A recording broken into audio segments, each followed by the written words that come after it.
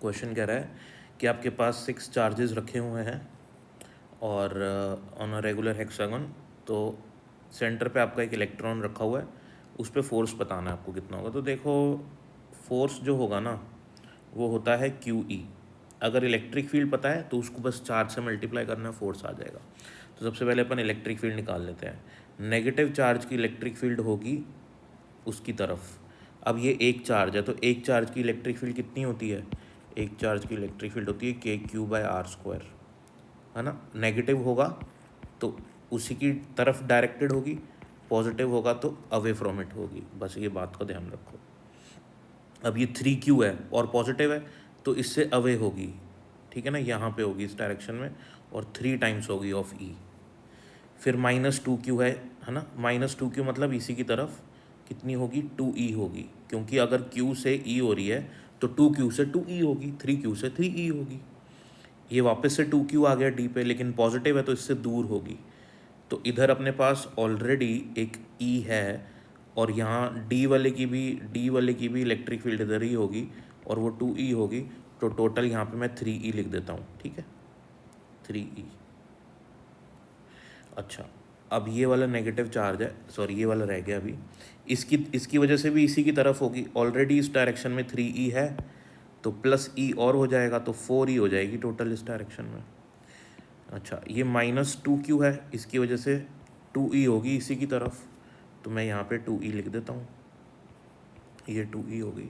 अब आपको दिख रहा है ये वाला 2E और ये वाला 2E दोनों कैंसिल हो गए, तो इसको हम हटा देते हैं, ठीक है। अब अपने पास क्या बचा? इस डायरेक्शन में 3E बचा, इस डायरेक्शन में 3E बचा और उस डायरेक्शन में 4E बचा। इनके बीच में एंगल कितना है? ये 3E है अपना, ये टोटल एंगल है 60 डिग्री और ये भी एंगल है 60 डिग्री, तो टोटल हो गया अपना 120 डिग्रीज।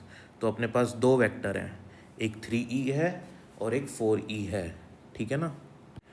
तो हमको अगर अपन ऑप्शंस देखें तो ऑप्शन बोल रहा है कि 0 फोर्स लगेगा। अगर मैंने यहाँ पे क्या रखा है? इलेक्ट्रॉन। मैं रख देता हूँ पहले, ये मैंने रख दिया। कलर कौन सा लें? कलर पिंक ले लेते हैं। तो ये रख दिया मैंने इलेक्ट्रॉन, ठीक है। अब बोल रहा है कि क्योंकि इलेक्ट्रॉन नेगेटिव चार्ज है, इसकी इलेक्ट्रिक फील्ड इधर है, इसकी इलेक्ट्रिक फील्ड है इधर, तो नेट इलेक्ट्रिक फील्ड कुछ इधर होगी।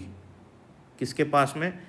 इधर इस नीचे वाली, क्योंकि ये वाली 4E बड़ी है ना। अगर ये भी 4E होता और ये भी 4E है तो बिल्कुल यहाँ बीच में आ जाती, लेकिन क्योंकि ये 4E है जो 3E से बड़ा है तो थोड़ी सी 4E के पास आएगी इलेक्ट्रिक फील्ड, एग्जैक्ट इस लाइन में नहीं होगी, ठीक है। तो क्वेश्चन बोल रहा है कि 0 है इलेक्ट्रिक फील्ड, फोर्स जो होगा वो 0 होगा, ठीक है। अपन ये मान के चल रहे हैं कि लगभग इलेक्ट्रिक फील्ड जो नेट रहेगी वो इधर रहेगी, ठीक है। अब इलेक्ट्रिक फील्ड अगर नेट इधर रहेगी तो फोर्स अपोजिट डायरेक्शन में लगेगा, क्योंकि फोर्स क्या होता है? QE, और हमारा जो फोर्स लग रहा है वो इलेक्ट्रॉन पे लग रहा है, तो नेगेटिव साइन आएगा इलेक्ट्रॉन का, तो फोर्स की डायरेक्शन बदल जाएगी। तो फोर्स कुछ इस डायरेक्शन में लगेगा। तो बोला फोर्स 0 ना भाई, फोर्स 0 तो नहीं होगा। अलॉन्ग OF, तो ये सेंटर O है अपना, F किधर है अपना? ये एग्जैक्ट OF पे तो नहीं होगी भाई, ये भी बात का लगा है। अलॉन्ग DC के अलॉन्ग कैसे हो सकती है? इस डायरेक्शन में होगी कहीं, तो यहाँ पे कोई भी ऑप्शन मैच नहीं कर रहा है, इसलिए अपन इसको टिक करेंगे, नन ऑफ दिस। वो यहाँ पे कहीं आएगा इस पर नेट फोर्स, ठीक है। Thank you.